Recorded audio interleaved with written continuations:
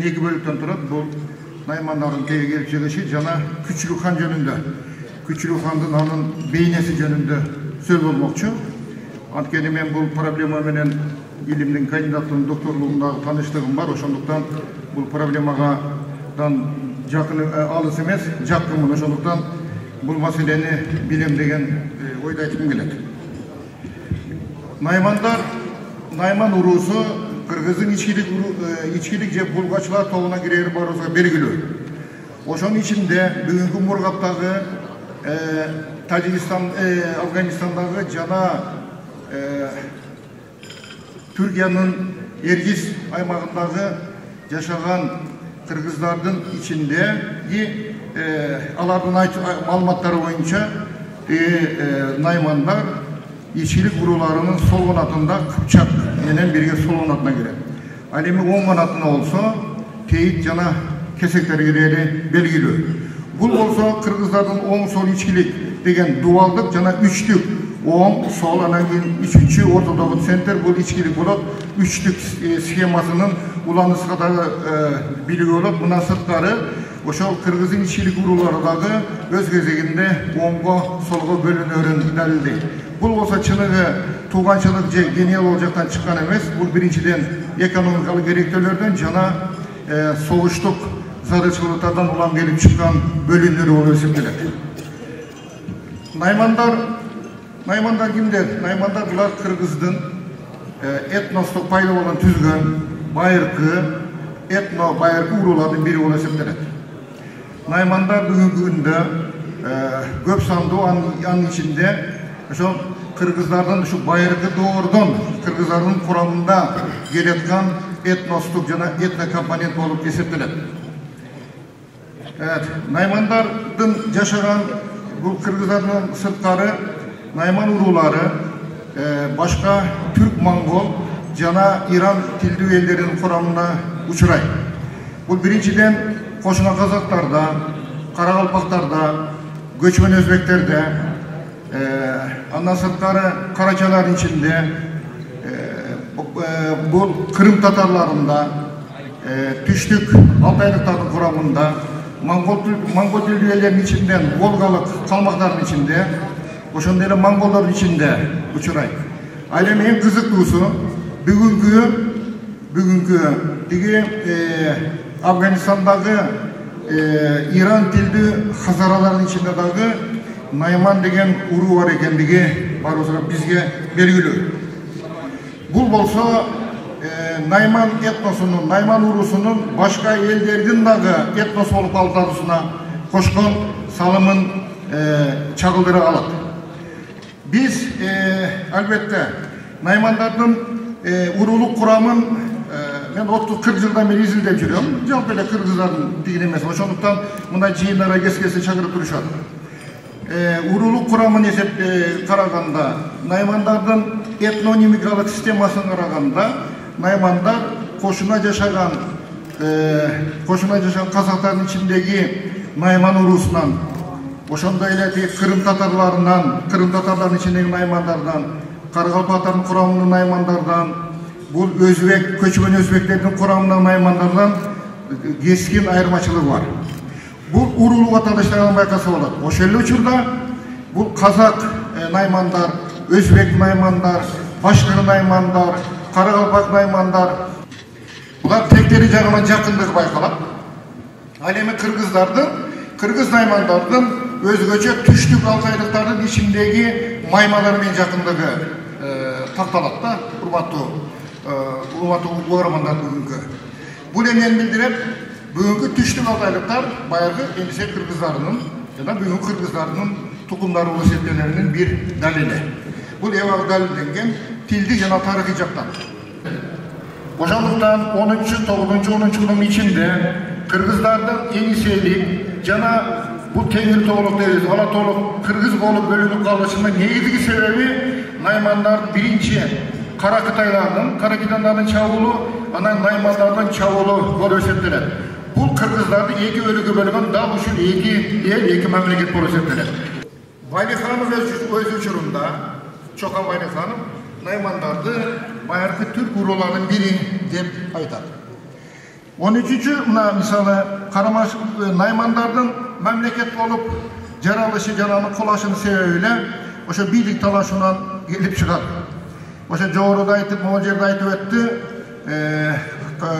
Naymandardın jetekçileri ınançu degen at alıp жүргөндөр. Жоғанда емес. Бұл мұны фильмді татқандар кеңеші керек болчу тарықшылар менен. Ал ынанчу билге деген сөз ал титулды билдирет. Ошо буйрук хан, ынанчу хан, жана башка деген аттардын барлыгы бул түркчө, кыргызча аталып атат. Ошондуктан Наймандарды булар моңгол дегенден алыспыз. Мисалы, баарыбызга белгилүү болгон кыргыздардын каганы Барсбек, ынанчу билге Барсбек каган деп аталган. Ынанчу билге деген бул такка отурган кагандын титулун аныктайт. Ол адамдын аты эмес. Вот кыргыздар, меркиттер, керейиттер жана наймандар биригип анти-Чингисханга каршы согушу коалициясы түзүшкөн. 1218-жылы бир эле учурда Жебеноян өзүнүн 20 000 жана карулуктардын 20 000 аскер, 40 000 аскери менен чыгыш Түркистанга кол салат. Ошол эле айда тиги Чингисхандын улуу баласы Жуучухан кыргыздарга кол салган. Бул 1218-жыл болуп өтөт дагы. Бунда кыргыздар да жеңилип учурайт. Анан айна жок. Ар тараптан колдоодон ажыраган Күчүлүк хан дагы арга жок, жеңилип учурап, анан азыркы тагдырын билесиздер. Улуу кыргыздарыбыз, чоң наймандарыбыз. Мен силерди Алтай Республикасына, Россия Федерациясына ак жүрөгүмдөн бул өтүп жаткан конференция менен куттуктап турум.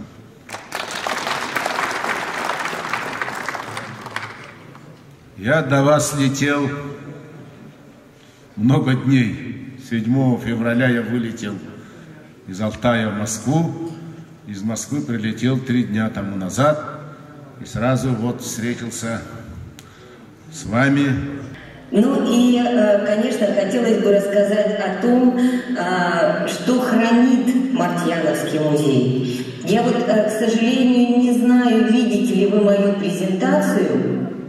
Ценности, хранящиеся в музее, мечи, кинжалы, ножи, наконечники, стрелы разных форм и конфигураций, которые используются. Найман жылқысына арналған еді, мына доклад бірақ басқаша жазылып кетіпті. Жалпы мына Найман жылқысы сол Найман хандығы құрылғаннан бастап Найман халқының жан серігі болып келді. Біз тарих сахнасына жылқымен атпен шыққан халықпыз ғой, қазақ қырғыз. Ал біздің тарихымызды, мәдениетімізді жылқысыз, атсыз елестетуге болмайды. Мысалы, сіздерге бір сұрақ. Чингисхан қай жылы қайтыс болды? 1227 жылы қайтыс болды. Ол қайтыс болғанда сол үлкен не болған? Салтанат, сондай бір салтанат емес, енді бір үлкен қасіретті обряда похорон с востока от белосивого Чингисхана, белосивого коня Чингисхана стоял в узде Чингисханова коня соврасый конь Найманов, Найман Шарқы Морий. Чингисханның қайтыс болғанда жаңағы жүгенделі Найман жылқысы тұрды дейді. Найман жылқысы тұрды дейді. Сосын Григорий Потанин оған жауап береді. Ол неліктен Найман жылқысы Чингисхан өлгенде оның қабірінің басында тұрды дейді. Ол кісі бүйтіп айтады: уздечка, знак власти над государством Найман, а то, что лошадь их стоит там, указывает на место Найман в государстве Чингисхана деп айтады. Бұл үлкен шара бұл нәрсе. Себебі сол Шыңғысханның о дүниеге бара жатқан сапарында Найман жылқысы апарып тұр оны.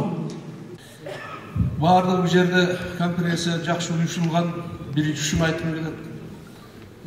Жақсы ұйымдастырылып тұрсыздар. наймандыгыңарды даана көргөзүп турсуңар, ошо баласы. Негизи Найман эли баатыр элдердин эң алгачкылар ушу Найман элдер. Булардын очогу Уссурий крайынын түштүгүндө, Приморский крайдын батышында ош жерде жайгашкан. Ош жерден бүт дүйнөсүнө тараган Найман элдери болуп эсептелинет. Кийинки учурларда бизди азыркы кыскача айтканда Чыңгыз Айтматтын армиясы менен Европага чейин тарап кеткенбиз. Мен айрыкча бул жерде мына Боронтой агабыз келиптир, абдан кубанып атабыз. Себеби бул киши менен Алтайга барып калганыбызда кечинде бияктан делегация барып калдык дагы, телевидение чыктык. Ошондо бул киши бүт калың элдин баарына биз Алтайлык кыргыздарбыз. Тиякта Алатоодо кыргыздар болсо батыш жактын чекти коргоп кеткен. Биз бирбиз, бир элбиз деп ошо күнү айтып турду. Барган жердин баарында кыдырганда башына калбакты кийип алып, биз могу түпкү мекенди кайтарган, түпкү мекенди жого өргөй алып турган эл элек. Тияктагы биздин туугандарыбыз бизден кыргыздардан да абдан кенен, терең сөздөр сүйлөп, анан алып жүрдү да. Хакасияда болдук, Шорияда болдук, Алтайдын баардык жерлеринде болдук, бүт баардык жерде бул киши кыргыздарды алаканга салып кадырлап, жалпы тарыш жөнүндө абдан кеңири маалыматтар берип алып жүрдү. Ошондуктан Боронтой ага сизге жалпы элибиздин атыбыздан дагы бир жолу ыраазылык билдиребиз. Аман болсун.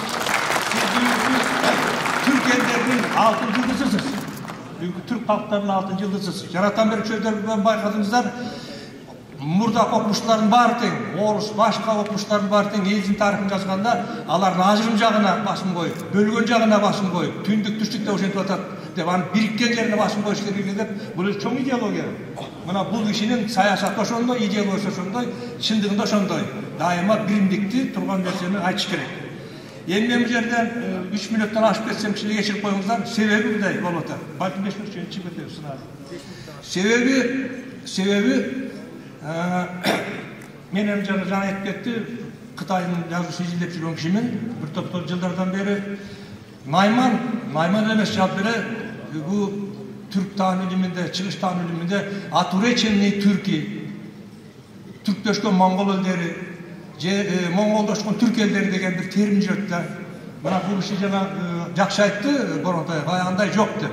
Мисалы Санжырада хан Ааланчанын эки баласы, эгиз баласы болгон моңгол татар деп айтылат илгертен бери. Бул Ааланча деген кай замандарда жашаган адамдар. Кыскасы өзүнчө коом кылып кыргыз руунун, кыргыздын кырк уруусунун ар бир өзүнүн уруусунун жыйындан өткөрүп, наймандардын чогулушуна чейин дагы башка уруулар өткөрүштү. Бүгүнкү мына өтүп жаткан мероприятиябыз башка уруулар үчүн, кийинки ушундай жыйын өткөрө турган уруулар үчүн сабак болсун, жакшы сабак болсун. Себеби буга чейинки уруулар чогулганда негизинен чай ичмей, чай үстүндөгү сөз болуп жүрөт. Бул да кыргыздан калган салтыбыз, элди чакырып, жашынакай чай берип, батасын алып дегендей. Бир күндүк алтындай убактыңыздарды бөлүп, биз менен бирге мамлекеттик иш-чара салымыңыздарды кошуп, уруулардын тарыхын тактап, ата-бабаларыбыздын рухун жаңылап, баскан жолун даңктап, сыйлуу конок болуп катышып бергениңиздер үчүн жеке өзүмдүн атымдан, Найман уруусунун урпактарынын атынан терең ыраазычылыгымды билдирем, урматтуу туугандар.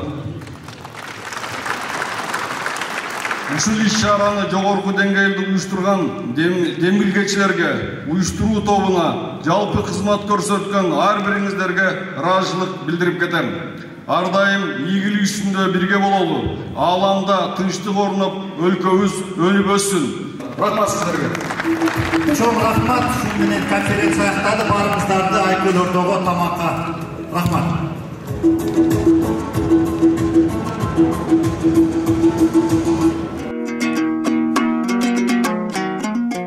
Бул конференциянын негизги максаты ааламдашу заманда мына акыркы жылдары билесиздер, бул интернет тармагы, компьютер тармагы өнүгүп, эл өзүнүн түпкү нукралуулугунан кичине чыгып кетип аткандай болгон сезимдер пайда болот да. Азыркы өзүңүздөр да билесиздер, жаш балдар уже эне тилде эмес, чет тилде сүйлөй башташты.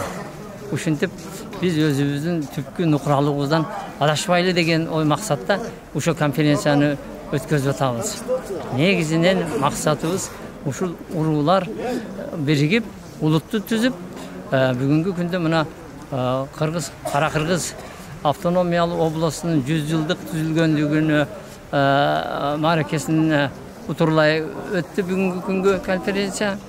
Негизги маселе бул бир эле Найман уруусу эмес, кыргыздардын 4000 жылдык тарыхы бар экенине илимпоздор Россиядан, Монголиядан, Казакстандан, Түркиядан келген илимпоздор айтып кетти. Биздин улуу эл экенибизди дагы бир жолу айгинелеп, кыргыз эли өзүнүн нукура эл мамлекет экендигин сактап калып, ошондон бери келатканына дагы бир жолу айгинелеп кетти. Кыргызстаныбыздын өнүгүүсүнө салымыбызды кошолу деп бир түндүктүн алдына биригип, кырк уруунун өкүлдөрү биригип, бүгүн мынакей Найман уруусунун чогулушунда олтурабыз. Кыргыздын 40 үрксі да 40 үркпейт деген сөзгө калбай, арабызда ынтымак болсун, 5 адам бөлөк тилек бир, 5 манжа бөлөк билек бир дейт. Бүгүнкү иш-чарабыз өзүбүзгө кут болсун, элибиз өнүп өссүн, желегибиз желбиреп, Кыргызстаныбызда бейпил турмуш болсун деген ниет менен жакшылык иш-чарабыздын расмий бөлүгүнө жыйынтыктап, дасторкон четинде чайыбызды сиздерге сунуп, жакшы маанай тартуулаган турабыз. Анда кечебиз шаңдуу өтсүн деп bir türkület kol çağıp kana özümüz için, жакшылыгыбыз için, eli jurtubuz için, amançılığımız için. Тарыхый, маданий, илимий конференциянын катышуучулары, урматтуу коноктор, жана биздин Найман уруусунун кезектеги чайынын катышуучулары, биз эки мероприятияны бир кылып өткөзүп атабыз. Ошондуктан келген бүт биздин конокторго чоң рахмат. Президенттин баягы алган чечимине ылайыктап, Кыргыз мамлекетинин 100 жылдыгын кошуп, Найман уруусундагы баягы өзүнүн ата-бабаларыбызды эскерип, ушундай курултай өткөрдүк. Эми баары улуу кишилер катышты. Шерим Кулов агабыз, мына президенттин кеңешчиси, калган мына мамлекеттик ишмерлер, Кыргыздын 40 уруусунун өкүлдөрү катышып, ушундай өткөрдүк. Менимче баары жакшы болду деп айтышып атышат. Эми бул баягы элдин ынтымакчылыгы, мамлекеттин баягы тынчтыгы. Уруксат берсеңиздер, Кыргыз эл билимдиги коомунун атынан сиздердин төрагаңыздарга ушундай Кыргыз 40 уруу Кыргыз эл билимдиги коомдук уюмунун атынан бий деген статусту ыйгарып коелу. Мындан кийин Аккулуу бий, Аккулуу Тагайчы, Аккулуу бий болуп каласыз да, Кудай койсо. Келиңиз төш белгини берели.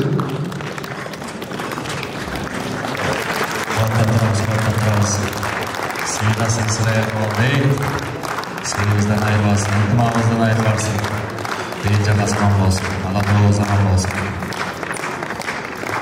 Кыргыз эл билимдиги ардак грамота. Ата-бабаларыбыз ыйык мураска тарыктырган Кыргыз элинин каада салтын нарт наслин урпактарга жеткирүүдө 40 уруунун башын бириктирип, анын ичинен ичкилик улусунун ынтымагын бекемдөөдө Найман уруусунун уюшуп билимдикке келүүсүнө кошкон салым үчүн жана аларды ынтымакка чакыруу максатында уюштуруп жаткан бардык иш-чараларга толук кандуу катышып, ага кошкон салым үчүн Бердиев Аккулуу Тагаевич бий Кыргыз эл билимдигинин ардак грамотасы менен сыйланат.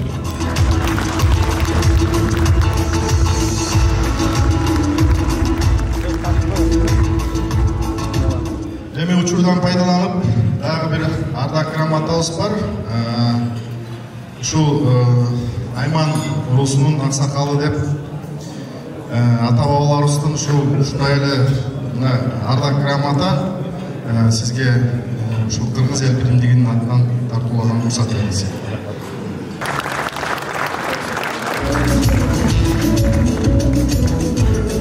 Кыргыз эл билимдигинде биздин ушу Найман уруусунун санжырачысы бар. Куттуу элибиздин руханий жактан өнүгүшүнө,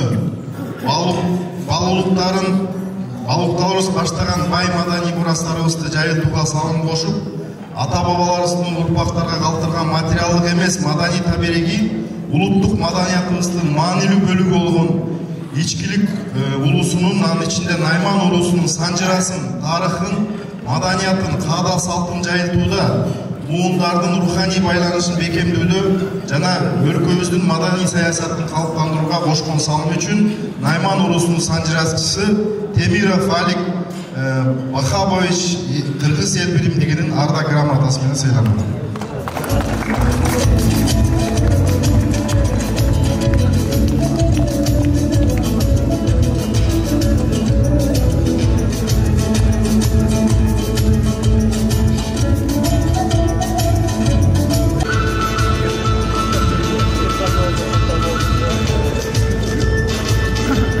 Урматтуу туугандар, биздин улуу атабыз, агабыз мамлекеттик ишмер Кыргыз Республикасынын түптөлүшүнө, өнүгүшүнө чоң салым кошкон.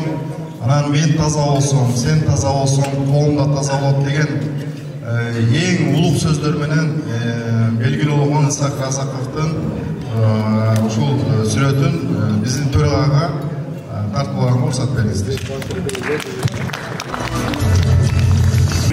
Урматтуу агайын туугандар, соңку жылдары биздин ар бир жолугушуубузда ар кимибиз кыргыз элинин тарыхынын жаңы барактарын ачкандай сезип жүрөбүз. Мына бүгүн биз кыргыз тарыхында бир чоң глава ачкандай болуп турабыз. Анткени биздин боордоштор мына Алтайдан келген, Казакстандан келген боордошторубуз дагы ушу кыргыз элинин ичинде Найман уруусунун мындай бир тарыхый көп аспектилерин абдан жакшы жеткиликтүү айтып беришти. Бизде 3 эле сыймыктана турган иш бар. Мен дайым айтып калып атам.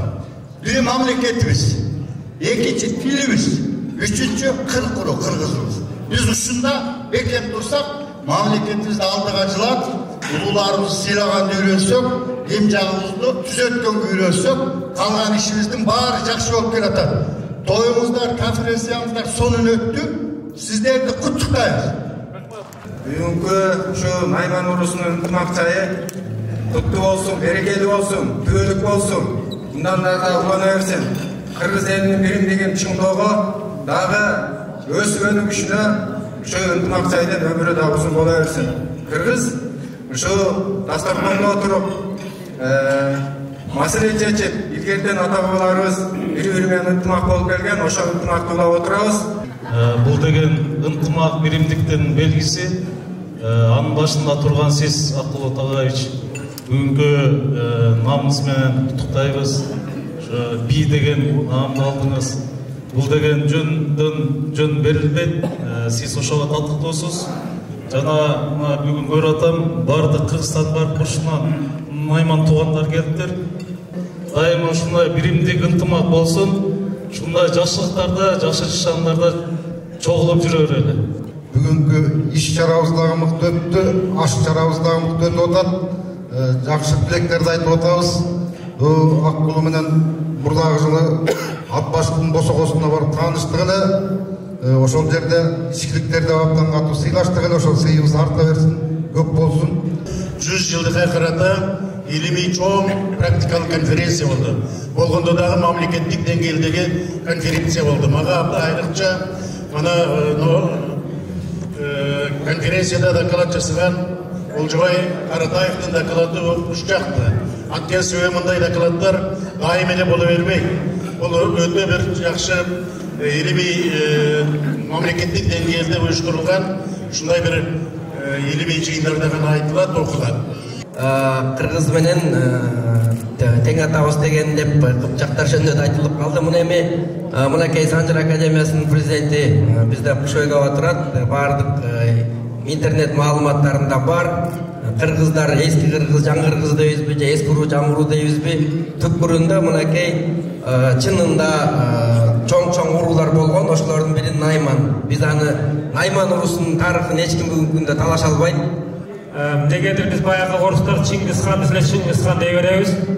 Жеңгисхан деп англис тилдүүлөр, француз тилдүүлөр баары эле азыр тарыхта окуп атабыз, Жеңгисхан деп жазып жүрөт да. Ошондо мына Кытайдын окумуштуулары жазып атпайбы? Жеңгисхандын жакын туугандары, бир туугандары аны сатып кеткен. Бирок өзү тандаган кадрлар, өзү тандаган аскер башчылар бири да саткан эмес дейт да. Бул чыныгы ошол жеңишке жеткендин эң негизи баягы Сталиндин сөзүндөй кадр решает всё дегендей туура тандаган экен. Биз 2008 ушул Кыргыз эл биримдигин уюштурдук. Мына бүгүн 16 жыл болуп атат. Бул Кыргыз эл биримдигинин составы 60% алмашып кеттир. Мына айрыкча 4 жылдан бери урубачылар 60% мындай жаңыланып, Мына конференция өтө жогору деңгейде өткүзүп атыр. 3-чү гылымий конференция экен. Мына 30 жыл болду эгеменди алгалы. Мына әр мемлекет, Қазақстан, Кыргызстан енді ғана өзіміздің терең тарихымызға келіп атырмыз. Мына болашақ ұрпаққа осы өткен бабалардың тарихын көрсетіп, біліп, соларға тапсыру біздерге аманат. Сондықтан мына Қырғыз еліндегі, оның ішіндегі Найман туғандарға қуаныштымыз. Мына өткенгі тарихтардың бәрін деректерді зерттеп, болашақ ұрпаққа айтып атыр. Біздер Қырғызстанда 230 мың Найман бар болса, бізде Қазақстанда 3 миллион Найман бар. Сол жылда бізде қыркүйек айында Қызылорда облысында Жаңақорған деген жерде ас беріледі. Әр аймақтың ағайын туысқандар жиналып, сол жерден аруақтарға Құран бағышталады, адам адаммен араласады, деректер айтылады. Қытайдан, Моңғолиядағы наймандар жылда кеп тұрады. Қазақстан азаматтарының бәрі қазақ деп жазылады. Бірақ ішіндегі ру дейді біздерді. Бірақ негізі наймандар, олар руға жатпайды. Наймандар тарихта өздері бөлек ел болған, мемлекет болған. Айтамыз ғой, руға бөлінбеңдер. Рудан құраламыз, бірақ ынтымағымыз жарасып, бір ел болуы керек. Мақсат сол. Жаратқан бізге ушундай бір жақсы күнді тартуулаптыр. Бүгінгі күні үшін Найман туғандарыбыздың тарихын біліп атабыз, санжырасын угуп атабыз. Ошондой эле кырк урунун бир эл бир журт экени жана байырт экендиги бүгүн тастыктап атат. Ушуну бардык айтып өткөндөргө Алла разы болсун, Кудай разы болсун. Мен айтып коеюн дегеним Россиядан келген улуу окумуштуу адам. Алтайдан келген, эмне кылып биздин бир топ көзүбүздү ачты. Қазақстандан келген Найман туғандарыбызға 1000 мәртебе разычылык кылып, ушу сиздерге ушу даңазалап, мындан арыдагы ушу элдин биримдигин, журттун биримдигин дагы даңазалайт деп ишенебиз. Бийлер кулдук болсун, ушундай дайым ынтымактуу болуп жүрөр эле. Мына жаңылар боюнча айтсак, 40-16 уру өткөрүлүп атат, ушундан бар экен.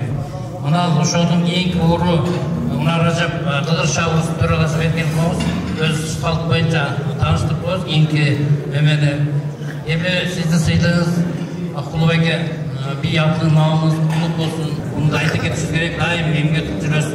Кудай колдосун, ооматыңар арсын. Тоюңар кулдук болсун, Найман туугандар. Ассаламу алейкум, урматтуу жыйындын катышуучулары, Найман туугандардын ынтымагы бекем болсун. Тарихы илгертеден келаткан тарих. Рамазандын чыгышы менен ушундай иш-чара өткөрөбүз, бардыгыңыздар чакырабыз. Анан числасыны эмелерин ошол мезгилде айтабыз. Бардыгыңыздар рахмат. Рахмат аксакалдар, өмүрүңүздөрдө берсин, ынтымагыңызга көз тийбесин.